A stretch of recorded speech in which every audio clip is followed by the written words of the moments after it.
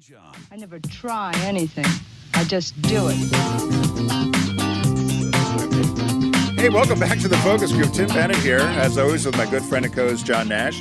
We are the Focus Group. Be sure to follow along with us all week at focusgroupradio.com to download any of our platforms or, of course, on our Facebook page, which we update each day with some new clips and some other information. Before we went to break, John and I made the mistake. We caught Garrett off guard and did not do our recap of the deep discount items. So John recommended Slave to the Rhythm and The Bishop's Wife. I did the Too Cool for School and Yearbook Collection from John Hughes. And what was the new release? Kingsman, The Golden Circle. Kingsman, The Golden Circle. So that was that. So now we took care of that. And Garrett, thank you. Garrett gave me Garrett. you caught me off guard. Because one of our listeners said it would be really helpful to just do a recap. And I right. have to agree. Tim, I'm going to write that in from now on. No, you got to do that. So, hey, as promised, we have Keith Price joining us, and he's no stranger to many of you, and of course, not to us. Broadcast personality, host of the podcast Curtain Call. In studio, we're going to talk about some theater picks for the holidays and the new year that you brought us. So, yes. How you doing, Keith? I'm fabulous. How are you doing? It's just so chilly. I wanted to. And actually, I mean, look, it's just freezing outside. Can we get you a toboggan? and here's the funny thing: it really is cold. It is cold outside, though. It may not be snowing, but Well, we had our snow this weekend, so that was good enough for me. very pretty. We had Perfect. you had some at the shore. Yeah, down in Rehoboth, we had 2 inches upstate, and inches it or actually so. stuck. And I shoveled a little bit, and then the sun came out, and it was still cold. But you know how sun. It's all beautiful. The wintertime and the holiday season, it's perfect for the weather. Perfect weather. And it's perfect for shows. Yes. So I want to reinforce something for our audience, whether you're watching or listening. Keith is going to go through a couple of wonderful shows that he's 7. selected. Well, I mean, of the things that really are catching my eye for the season. But these things you can see in January, February, possibly. Some of them are going to end because of the holiday season will be over by the 31st, but then there are a couple that will be going on through that you will. And is January a good time to catch a show? Actually, when you were saying that earlier, it is a true good time because the tourist rush isn't as big. But it's also a great time because you wind up getting to see the shows because people are just here to work. You know what I mean? Like, so you'll be a part of the audience and the smart travelers that will come during that time of the year. Wait. The smart travelers. The teaching finger came up. The smart travelers. I know. It's like going to Paris in April. It's We true. all know that. Come on true, now. yeah. I know it's your business, and it's your profession to be theater and be would I say a critic? Would that be I like to think of myself now less as a critic than more, and I don't think of myself as a critic because my thing is I don't like to criticize things that I don't like because I believe that in the end it's good for anybody to see any kind of theater wherever you can see it. So if it's a show that I particularly don't like we talked about this before, if I don't particularly like it, I have certain reasons why I don't like it. Right. But those same reasons could be the reasons that everybody else will love it. And so I just talk about the things that really strike my fancy. And if it's something that I didn't particularly care for and someone asks me, I'm like, well, it wasn't my particular cup of tea, but it may be for you. But I've got friends that love it. But I have, the friends that love it. There's the Times that will say how much they love it. The critics will say. And sometimes, like I said, that's the other reason why I don't like to put a lot of stock in being considered a critic. I'm more of like an ambassador. Have you ever walked out of anything? That's a great. You know what? I'm trying to think. A long, long time ago, I remember leaving. God, what? Aside from the morning jolt. Oh, I got to be careful because I still hold my severance. Anyway, no, I can't remember of walking out of anything on Broadway because I remember either getting the tickets for free, and that was like important for me to stay to watch the show. But I've sat in shows that I wish I had left in, and then you're kind of like, well, all right, take that back. I did. And I shouldn't say what it was, but I will say that it had a very snowy theme, and it happened a few years ago, and it has some really great people in it. But I just was that like was that Dr. Zhivago? That might have been the one. I don't remember. You're not the only. Vaguely. I was so excited. Did you take your mom to I was that? so excited to take my mom to Dr. Zhivago, and I went into a shop my friend owns on the Upper West Side, a wine shop, and one of his store managers is an opera singer, and I was at the counter buying a bottle of wine. I said, I wanted to get tickets, and he just pauses, and he said there are some incredibly talented people in the Fantastic show. cast. He said, I sat through it. And I said, well, you just said something funny by saying I sat through I it. sat through And it. he said, I hate criticizing shows because of all the fine talent that goes into it. Exactly. He said, but it could have been so much different. He said, I have a recommendation for you. He said, I would take your mom to see Something Rotten. Fun show. Fun My show, mom which is on tour right now. laughed actually. from start to finish. It was the better pick. And the only show I've ever walked out on was Les Miserables. And that's because a week before we saw Phantom of the Opera, and I really had no taste for Les Mis. And by the second act, Bob and I are like, do we really have to see the... I know. I'm sorry. I mean, again, Zhivago was one that I remember staying through and not loving, but wanted to leave. But it's my thing is that besides the actors that are on the stage, there are the stage hands, there are the ticket the whole takers. crew. There's an entire little industry that's A world. dependent upon Yes. that show succeeding. And so I'm not one to like knock stuff down. If I don't particularly like it, if you'd have asked me, I would have done exactly like what that guy said to you. It's like, well, maybe you might want to think of something else. But he was not negative. But you can't do He it respected because the artists that were putting on they're all you into know, it. and right? they are there to serve the story that's been presented in front of them, and so you have to at least understand that from the performer's perspective, they're only doing what they're basically told to do, and so I just never want to ever be that person. However, but when I do love something, y'all, Well, John put these in the order that you handed him in. So the I first, can't even remember. So the first one was Annie. Annie at the Paper okay, Mill Playhouse. Annie at the Paper Mill Playhouse. It's a hard knock life. right? I've never seen it. Okay, okay. perfect. Then this is the time that you should see it. Only because you're not going to get as great of a cast together as I think this particular cast Wow. is. It's you have two-time Tony Award nominee Christopher Siebert, who I plays love. Daddy He plays Warbucks? Daddy Warbucks. Okay. And the Tony Award-winning Beth Level playing Mrs. Hannigan. Come That's right. I on, saw her before. honey. I went to the From the site and I Drowsy saw her Chaperone. picture. Right. Yes, honey. She is giving the kind of performance that role is supposed to have. And not really since Dorothy Loudon when she did it in 1970, whatever, 77. The original Miss Hannigan. Kind of a over-the-top comic role. She's almost. a comic role, There's but cruelty there's there. cruelty, but you have to find that line of being able to play the cruelty so that it's still funny. Yeah. And that's exactly what she does. And then, of course, you add the songs like, Easy Street. You are going to gag, honey. So this is in am I saying it right? Milburn, New Jersey. How far is that from Manhattan? If you were to come to New York City, and let's say you were coming to make the trip to From Chicago. From Chicago, you literally will just come here and get on the train, just like you would if you were in Chicago, and go to the suburb, because it's basically a suburb. It's like a 30-minute train ride. The train literally is like 4 blocks away from the theater, so it's not like you're going into some crazy neighborhood. It's a that you nice don't know. town, Milburn. And it's a nice town, and I would suggest stopping at the Thai House. There's no endorsement, but the Thai House is very cute right before Well, they a said show. there's great restaurants. They said the Playhouse sits on a bucolic campus. It's gorgeous. nestled in, and they said it's a beautiful little town. gorgeous. I saw that. I thought that. And it's that a sounds beautiful great. theater space. It's huge. Major shows have come out of that space that you might now know of. Some places like Newsies. Remember Newsies? I do remember Newsies. yeah. Newsies originated there. Right now, there's a tour of The Bodyguard going on with Deborah Cox. Wow. That originated. That was where it made its. You mean United the States. Bodyguard we know as the Whitney Houston, Whitney Houston. Kevin Costner? So what would a ticket be for something like that? The tickets are generally pretty, like they're less than Broadway. You're not right. Because you're not on Broadway, but at the same time, you are getting all of the Broadway talent because there are only so many stages in New York for a Broadway person to be, and Right. this is one of the ones that's close enough for them to still be able to be a part of New York and have Is Annie running through the 31st of December? Of December. So this is one of those shows that you said earlier. You have to go see. You must go see. Now the next one on your list was, it looks like a comedy, Desperate Measures Desperate Measures. at the York Theater. At the York Theater here in New York City. It is a, what did I say? It's a couplet kind of thing where people are speaking in couplets and they're doing that.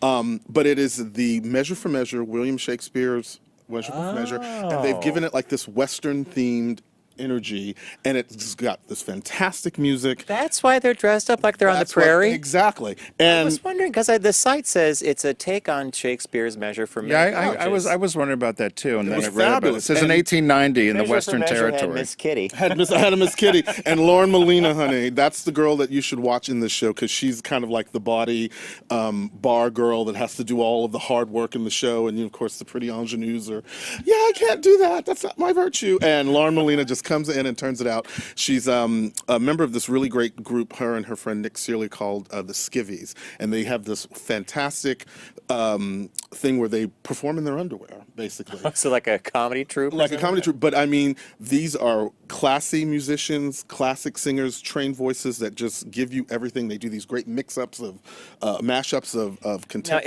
is the York considered off? Is Broadway? off Broadway as well. So you're looking at a ticket price Anywhere it'll be under $100. Okay. Which I mean, and then again, that's why there's things like TKTS. That's why you have the TDF. That's why there's Today Tix. All of these options for you to be able to get tickets at a cheaper Is price. Today Tix the one where you actually show up and someone's waiting to hand There's you the someone's tickets? waiting there. And thank you for bringing that into that mix. That I just kind of partnered with them as a ticket concierge. And so it depends on what night of the week I may be available. You might be seeing me as a person handing out Yeah, tickets. Today at the show. Tix is an app, and instead of like you actually are met at the theater by someone who Right. looks for you and they hand you. that's directly. wonderful. It's a very nice way to see the show. It's a great way to see the show, and it's so hip. Do you have to wear a costume or anything? I have a fabulous red coat that I'm wearing Oh, now that's this season wonderful. for the If winter. if he were in a costume, he'd be restricted to a zone. I know. With the other Oh, I characters. forgot about you don't, that. You don't want that. You don't want that shade. So who's next on your? What's number on the list? three? Number three is one that I want to see. Which one? Who's Holiday at the West Side Theater? I know why you want to see this. You can't like. Oh my God. Okay.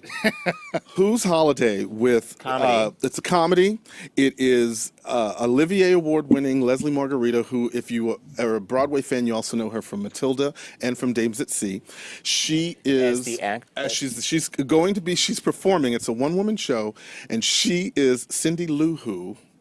40 years after the big night when she meets the Grinch and where her life ends up. Now, I will give This you is this. a fun idea. Hello. What a great idea for a show, right? Matthew Lombardo's script, fabulous. So it's just her. It's just her. It's On about stage. what's about an On hour. stage. It's an hour That sounds 10, great. hour 15. She takes you through an emotional journey that is Cindy Lou Who's, And but she- you will laugh. Can you put You will Cindy almost Lou get- Who? I mean, this Is is she great. dressed like? Is she dressed She's like the giving you Dr. that, Seuss character? She's giving you the full hair. She's talking in couplets. Like everything it's a rhyming couplet. And so Oh my God. she is amazing in this show. And I'm telling you, it is like she is the Cal Burnetti energy of this particular Perfect. thing. What a great I would love what to a see great that. She's so reference, that. right? She's so that. It's like when you see her in this costume, when you see her in this because she's in a trailer. Cindy has, as I said to her when I interviewed her, it's like it looks like Cindy Lou Who has gone through some things, and Cindy Lou Who has gone through some things. You will laugh. You will almost at some point cry because she just takes you on a full emotional journey, and that's thanks to her genius talent. That's Matthew Lombardo's wonderful script I think and when Carl you Andress's When you direction. compare a comedic actress to Carol Burnett, I know exactly what you're talking about. Right. She's gonna Sings, dance, she will everything. occupy the character. She will make that zany costume work. Yep. And she'll hit all the notes. Like a all the Tracy notes. Ullman Like a almost. Tracy Ullman. Tracy Ullman, almost. absolutely. So when you saw this, now because they say it's R rated, don't bring your kids. Don't bring your kids because I mean it'll just be unless your kids They'll be are going like yeah. this the whole time. I mean Cindy's like I said, Cindy Lou Who has gone through some things. Did you laugh and laugh? I laughed. I almost got emotional at some places. She almost got me, but then just when she almost gets you, she kind of just turns it on a dime and it becomes even funnier. So Love it that. is honestly This a clearly joy. only runs to the 31st. Through the 31st. Oh, but gosh, believe I would me, love to see it. this it is so worth it if you can make a chance to go see it. Like if I'm actually I I will, really Shane, if you're watching, Shane Marshall Brown, I'm coming for you. These guys have to see this show. I would love to this see is that. show. brilliant. So it's funny. I've seen Annie produced a number of times. Right. And it's always a great musical, and I've seen kids in it for the kids version. The kids in the show are fabulous. Something like a Desperate Measures or a Who's Holiday, it would be a treat because I haven't seen that Exactly. performance And before. that stuff is just off Broadway and regional theater. Right. So Where's the Who's Holiday is the West Side Theater. West I think that Side was Theater on on 43rd 40 Street okay. and 9th Avenue, yes. So is that considered on Broadway? It's off Broadway. Off Broadway, yeah. okay. Off Broadway, it actually refers to the size of the theater. Size of the seating theater, like capacity under of the theater, yeah. like 300 or something like that. So then on Broadway, this was an interesting one because it's been performed before. Right. And it's called Once on This Island. Yes. So this is a musical? This is a musical. It is a revival. I think it's the 25th year anniversary of the original that featured the fabulous LaChanze in, I guess, was And the her original role. the original role of Ti-Moon. And this particular production, I'm telling you, first of all, I wrote down the cast because I wanted to make sure that we get these names in because they're fantastic. In the roles of the gods, it was Merle Dandridge, Quentin Earl Darrington, Alex Newell, who you might remember from the show Glee as Unique. Yeah. Unique, he's giving you Asaka and he's turning it out. I can almost say Tony nomination, may I say. And Tony Award-winning Lea Salonga, Miss Saigon, and a little flower drum song. That show is pure perfection. But honey, it is all about this young actress. Her name is Haley Kilgore. She is amazing. And I'm telling you to the point where her first number when she comes out to sing, I was in tears.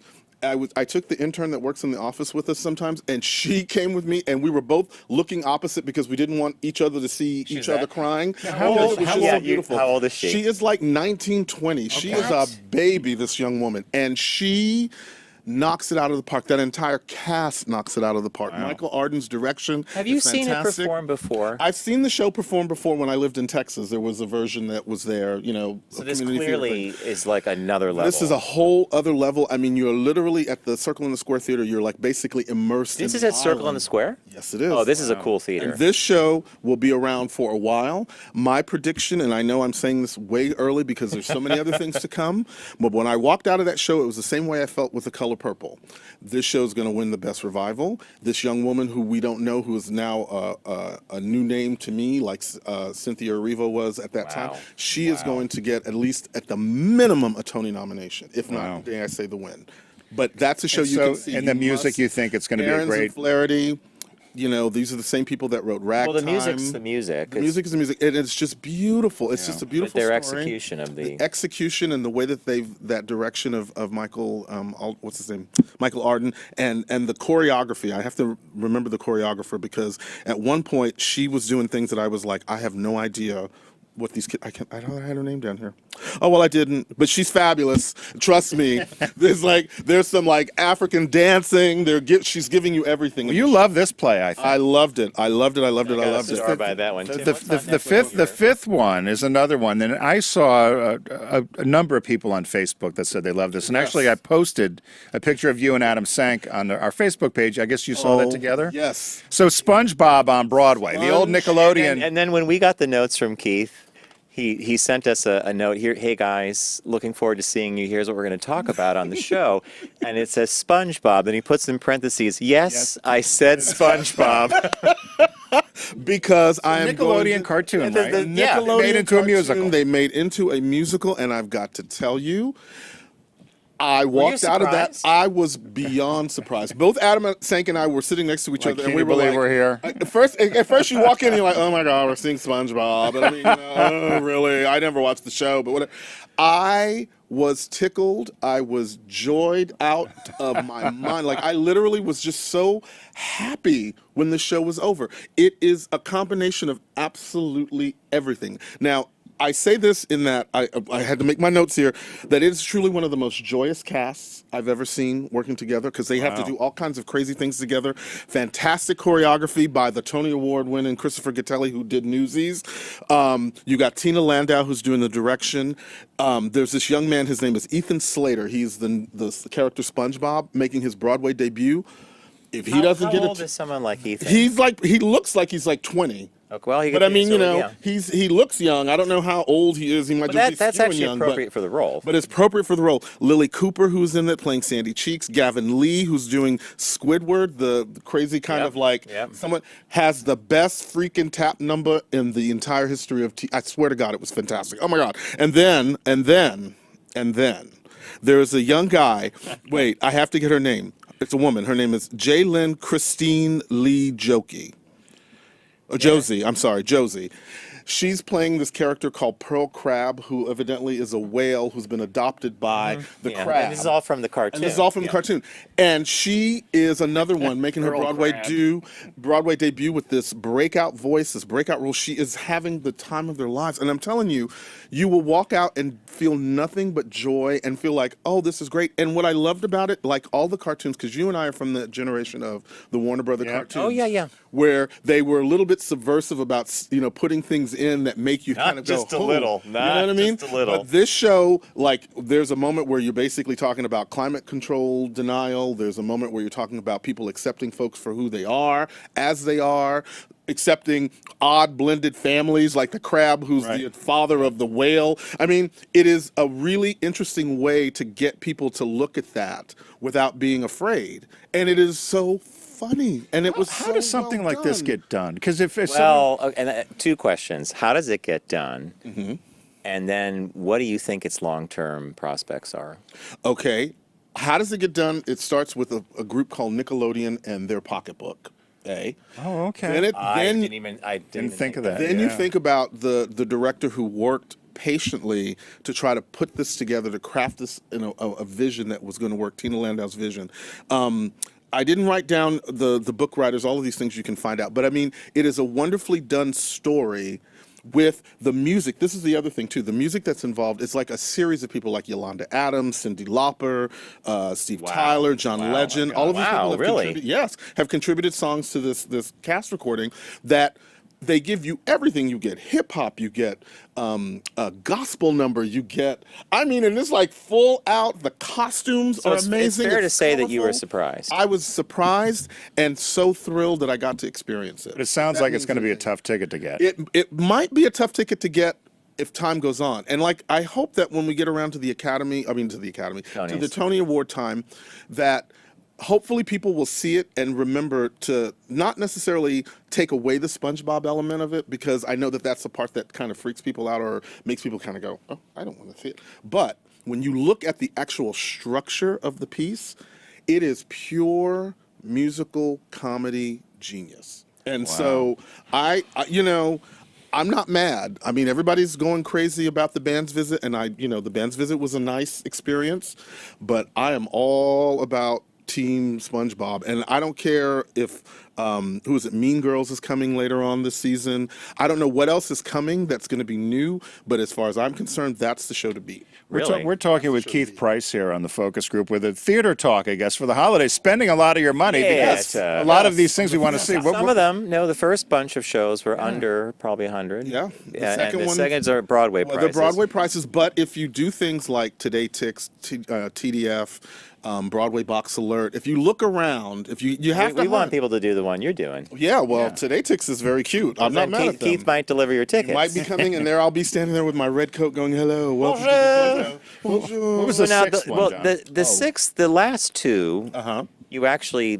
put on the list, and you said, I want to put these on the list because of the star power attached to the shows. And the first one is M. Butterfly, which I think is Clive Owen. Yes, Clive Owen. Unfortunately, they just announced this week that it's closing this weekend. So unless you're planning on coming soon. I was wondering what sales were like for that. I mean, the thing is that here's the great thing about the star power, and then sometimes the negative thing about the star power. The great thing is that that's a name recognition that people will immediately buy tickets just because it's that person.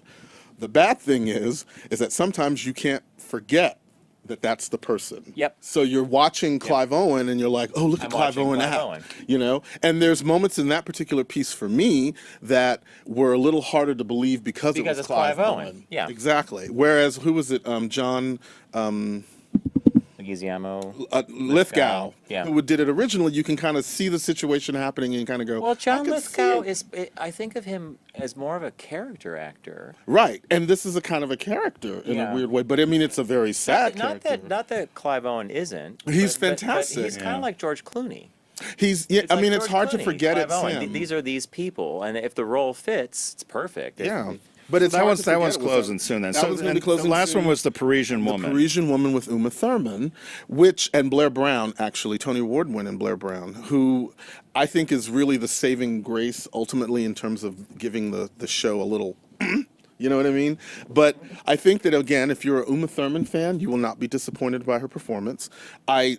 I didn't love the play. I like the plays, but I didn't love them. Not in comparison to Once on This Island, Or SpongeBob, SpongeBob, yeah. or Whose Holiday. You know, but I mean, but I get it. That's what I mean. It's like that's the difference. It's like I would certainly encourage people to go see those two plays because, I mean, these are world-class actors that are really doing the job. It's just that sometimes I wish that when they come with something interesting Beyond their name. You know, that you can look past their name to get into, because unfortunately that's the hard part to let go. I mean, after a while you forget about Uma Thurman being Uma Thurman because there's other elements of the story that are great. So if you could only see one, if you only had time to see one, could you pick one? Well, because we're running out of time. We have Annie at the Paper Mill Playhouse. Yes. We have Desperate Measures at the York Theater here in which is New York. based on Shakespeare's Measure for Measure. Whose Holiday at the West Side Theater has got a huge star by it. Got to go see it. When Cindy Lou Who. I mean, that Years one later, I live in a trailer down by the river. It's almost like, and Chris you love Farley. how she gets it. And then on Broadway, we have Once on This Island, Yes. SpongeBob, and we'll just say the Parisian one because M. Butterfly's closing. But Yes. my guess is you're going to say SpongeBob. I will say SpongeBob is because I think that's going to be the new. And- What was the one with the Mormons? Book of Mormon. You And couldn't get. it's new, and that's another reason why I'm excited about it, because it's something new. Once on This Island, as far as a revival is concerned, I would say Thumbs up, 5 do it. stars. Do it. But Do it's it, a do it. revival. But it's a revival. But it's a good one. It's a good one. But no, I like your original. And actually, I've circled 2. Whose Holiday? You know me, base level. Whose Holiday for me? Yes, but you're gonna love it. You're gonna love it. Hey, She's gonna Keith, blow you away. tell us how people can find your podcast. They can find my podcast, Keith Price's Curtain Call. I am on iTunes, Google Play Music, Stitcher. I'm also a featured podcast on BroadwayWorld.com, and I also BroadwayWorld.com. and I'm also producing and co-hosting another podcast called Mocha, Men of Certain Hue and Age, with my friend Bobby Rivers, and it's where I get to bring a little of my Men of conversation certain hue and age. age. Don't you love that? I bring my commentary about theater into the mix, and we talk about classic film, we talk about theater, we talk about politics, we talk about current events. But we are two, African American men over a certain age. We're also gay, so we are much more open about the conversations that we have, and the things that we talk about are kind of fun. When we go there. Mocha. And that's called Mocha, and that's at mocha.podomatic.com. Okay, excellent. Well, Keith, I want to thank you for joining us. thank you, Keith. Thank you for it's having always me. a pleasure to have you. We're going to have you in the new year, I think. Okay, and when I can talk about my comedy album that's going to be coming out. Exactly. Well, already we've set up Maybe you can come here and do a set. Oh. set up the on-ramp for you. I would live for that. Are you kidding? Keith Price, Yes. name your podcast again. Keith Price's Curtain Call. And Mocha. And Mocha, Mochaa with Bobby Rivers. You could always get to Keith on Facebook as well. It's just Keith Price. Keith Price. You can find me on Facebook. I was like, which one is it? I don't remember. Hey guys, we're going to take a really super quick break, and when we're back, we have a quick shop talk, which I think you'll find interesting. So stay with us.